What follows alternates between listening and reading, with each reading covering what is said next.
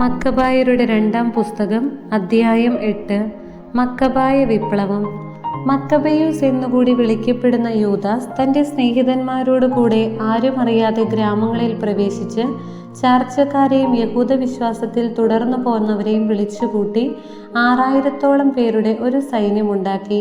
എല്ലാവരാലും പീഡിപ്പിക്കപ്പെടുന്ന ജനത്തെ കടാക്ഷിക്കണമെന്നും അധർമ്മികൾ അശുദ്ധമാക്കിയ ദേവാലയത്തിൻ്റെ മേൽ കരുണ കാണിക്കണമെന്നും അവർ കർത്താവിനോട് പ്രാർത്ഥിച്ചു.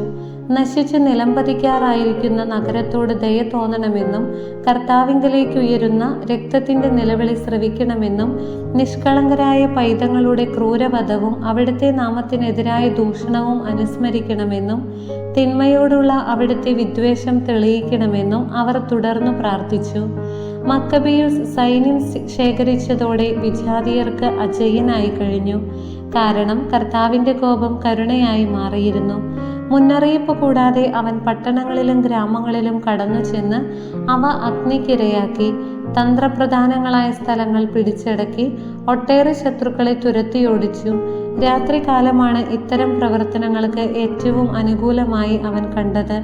അവൻ്റെ വീരപരാക്രമങ്ങൾ എവിടെയും സംസാര വിഷയമായി. നിക്കാനോറിൻ്റെ മേൽ വിജയം.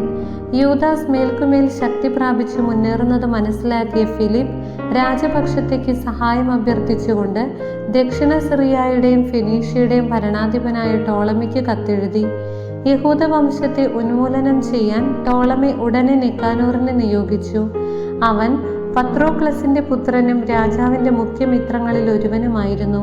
വിവിധ രാജ്യക്കാരായ 20,000-ൽ പരം പടയാളികളെയും പട്ടാള സേവനത്തിൽ പരിചയസമ്പന്നനും സൈന്യാധിപനുമായ ഗോർജിയാസിനെയും ടോളമി അവനോടുകൂടെ അയച്ചു.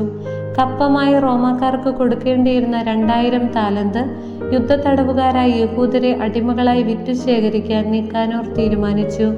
1 താലന്തിന് യഹൂദരായ 90 അടിമകൾ വിൽക്കപ്പെടുമെന്ന് അവൻ തീരദേശ നഗരങ്ങളിൽ ആളയച്ച് പരസ്യപ്പെടുത്തി.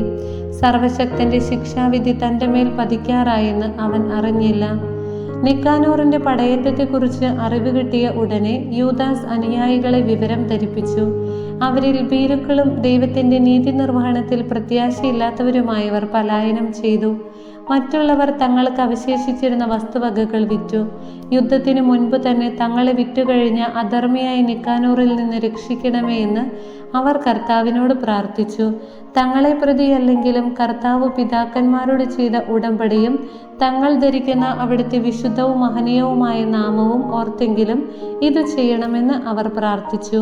മക്കബെയൂസ് 6000-ഓളം വരുന്ന തൻ്റെ സൈന്യത്തെ വിളിച്ചുകൂട്ടി ശത്രുക്കളെ ഭയപ്പെടുകയോ തങ്ങൾക്കെതിരെ ദുരുദ്ദേശത്തോടെ വരുന്ന വിജാതിയരുടെ സൈന്യ ബാഹുല്യം കണ്ട് പരിഭ്രമിക്കുകയോ ചെയ്യരുതെന്നും വിജാതിയർ വിശുദ്ധ സ്ഥലത്തെ കഠിനമായി അവഹേളിച്ചതും നിന്ദിതമായ നഗരത്തെ പീഡിപ്പിച്ചതും തങ്ങളുടെ പരമ്പരാഗതമായ ആചാരാനുഷ്ഠാനങ്ങളെ തകിടം മറിച്ചതും ഓർത്തുകൊണ്ട് ധൈര്യപൂർവ്വം പോരാടണമെന്നും അവരെ ഉപദേശിച്ചു. അവൻ വീണ്ടും പറഞ്ഞു, അവർ ആയുധത്തിലും സാഹസകൃത്യങ്ങളിലും ആശ്രയിക്കുന്നു. നമുക്കെതിരെ വരുന്ന ശത്രുക്കളെയും ലോകം മുഴുവനെ തന്നെയും അങ്കുലീചലനം കൊണ്ട് തറപറ്റിക്കാൻ കഴിയുന്ന സർവശക്തനായ ദൈവത്തിലാണ് നമ്മുടെ പ്രത്യാശ. ദൈവം തങ്ങളുടെ പൂർവികരെ തുണച്ച സന്ദർഭങ്ങളെയും യൂദാസ് പരാമർശിച്ചു. സെന്നാകെരീബിന്റെ കാലത്ത് ശത്രുക്കളിൽ 1,85,000 പേർ കൊല്ലപ്പെട്ടു. ബാബിലോണിൽ വെച്ച് ഗലാത്യരുമായുണ്ടായ യുദ്ധത്തിൽ മക്കദോനിയരുടെ 4,000 പേരുൾപ്പെടെ 8,000 പേരടങ്ങുന്ന യഹൂദ സൈന്യം അണിനിരന്നു. മക്കദോനിയർക്കെതിരെ ആക്രമണം ശക്തമായപ്പോൾ ഉന്നതത്തിൽ നിന്ന് ലഭിച്ച സഹായത്താൽ അവർ 1,20,000 പേരെ വധിച്ചു. ധാരാളം കൊള്ളമുതൽ കരസ്ഥമാക്കി. യൂദാസിന്റെ വാക്കുകൾ സൈന്യത്തിനു ധൈര്യം പകർന്നു. തങ്ങളുടെ നിയമത്തിനും രാജ്യത്തിനും വേണ്ടി മരിക്കാൻ അവർ സന്നദ്ധരായി. അവൻ സൈന്യത്തെ 4 ഗണമായി തിരിച്ചു. 1500 പേരടങ്ങുന്ന ഓരോ ഗണത്തിന്റെ ചുമതല തൻ്റെ സഹോദരന്മാരായ ശിമയോൻ, ജോസഫ്, ജോനാഥാൻ എന്നിവരെ ഏൽപ്പിച്ചു. വിശുദ്ധ ഗ്രന്ഥം ഉച്ചത്തിൽ വായിക്കാൻ എലയാസറിനെയും നിയമിച്ചു. സഹായം ദൈവത്തിൽ നിന്ന് എന്ന അടയാള വാക്കും നൽകി. അതിനുശേഷം അവൻ തന്നെ ആദ്യ ഗണത്തെ നയിച്ചുകൊണ്ട് നിക്കാനോറിനോട് പൊരുതി. സർവശക്തന്റെ സഹായത്തോടെ അവർ ശത്രുക്കളിൽ 9,000-ലധികം പേരെ കൊന്നൊടുക്കി. നിക്കാനോറിന്റെ പടയാളികളിൽ ഒട്ടേറെ പേരെ മുറിവേൽപ്പിക്കുകയും അംഗഭംഗപ്പെടുത്തുകയും ചെയ്തു. അങ്ങനെ അവൻ ശത്രുക്കളെ തുരത്തി. തങ്ങളെ അടിമകളായി വാങ്ങാൻ വന്നവരുടെ പണം അവർ പിടിച്ചെടുത്തു. ശത്രുക്കളെ കുറെ ദൂരം പിന്തുടർന്നതിനു ശേഷം നേരം വൈകിയതിനാൽ അവർ മടങ്ങിപ്പോന്നു. അത് സാബത്തിന്റെ തലേനാളായിരുന്നതിനാൽ അവർ അനുധാവനം തുടർന്നില്ല. ശത്രുക്കളുടെ ആയുധങ്ങളും വസ്തുവകകളും ശേഖരിച്ചതിനു ശേഷം അവർ സാബത്ത് ആചരിച്ചു. ആ ദിവസത്തിനു വേണ്ടി തങ്ങളെ കാത്തുരക്ഷിക്കുകയും കരുണയുടെ ആരംഭമായി അതിനെ നിശ്ചയിക്കുകയും ചെയ്ത കർത്താവിന് അവർ കൃതജ്ഞതയും സ്തുതിയും അർപ്പിച്ചു. സാബത്ത് കഴിഞ്ഞപ്പോൾ കൊള്ളമുതലിൽ ഒരു ഭാഗം പീഡനങ്ങൾക്ക് വിധേയരായവർക്കും വിധവകൾക്കും അനാഥർക്കും അവർ നൽകി. ബാക്കി തങ്ങൾക്കും തങ്ങളുടെ മക്കൾക്കുമായി വിഭജിച്ചെടുത്തു. അനന്തരം അവർ പൊതു പ്രാർത്ഥന നടത്തി കൃപാലുവായ കർത്താവ് തൻ്റെ ദാസരോട് പൂർണ്ണമായി അനുരഞ്ജനപ്പെടണമെന്ന് യാചിച്ചു. അവർ തിമോഥെയോസിന്റെയും ബക്കിദസിന്റെയും സേനകളോടുള്ള സംഘട്ടനങ്ങളിൽ 20,000-ലധികം പേരെ കൊല്ലുകയും ചില ഉയർന്ന ശക്തിദുർഗങ്ങൾ പിടിച്ചടക്കുകയും ചെയ്തു. വളരെയധികം കൊള്ളമുതൽ കൈവശപ്പെടുത്തി. പീഡനങ്ങളേറ്റവർക്കും അനാഥർക്കും വിധവകൾക്കും വൃദ്ധർക്കും തങ്ങളുടേതിനു തുല്യമായ ഓഹരി നൽകി. ശത്രുവിന്റെ ആയുധങ്ങൾ ശേഖരിച്ച് തന്ത്രപ്രധാനമായ സ്ഥാനങ്ങളിൽ സൂക്ഷിക്കുകയും ബാക്കിയുള്ള കൊള്ളമുതൽ ജെറുസലമിലേക്ക് കൊണ്ടുപോവുകയും ചെയ്തു.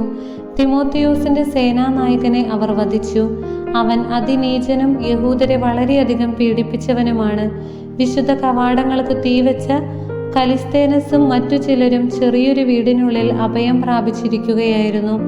അവരെ യഹൂദർ തങ്ങളുടെ പിതാക്കന്മാരുടെ നഗരത്തിൽ വിജയോത്സവം ആഘോഷിക്കുന്ന വേളയിൽ അഗ്നിക്കിരയാക്കി. അവർക്ക് തങ്ങളുടെ അധർമ്മത്തിനു തക്ക പ്രതിഫലം കിട്ടി. അഭിശപ്തനായ നിക്കാനോർ യഹൂദരെ വാങ്ങാൻ 1000 വാണിക്കുകളെ വരുത്തിയിരുന്നു. എന്നാൽ താൻ പുച്ഛിച്ചു തള്ളിയ യഹൂദർ തന്നെ കർത്താവിന്റെ സഹായത്താൽ അവനെ പരാജിതനാക്കി.